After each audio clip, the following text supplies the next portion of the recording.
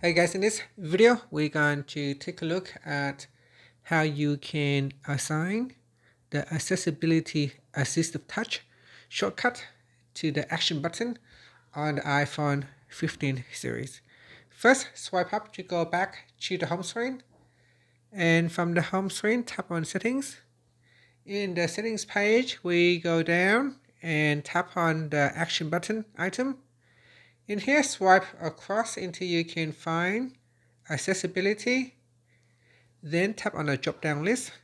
From here we scroll down to the motor section and then tap on Assistive Touch, and that's it. We have now assigned the Assistive Touch shortcut to the action button. Whenever you want to turn on Assistive Touch, all you have to do now is press and hold on the action button, and this will allow you to turn on or switch off Assistive Touch.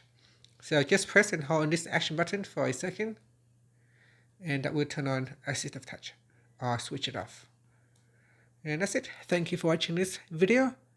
Please like and subscribe to my channel for more videos.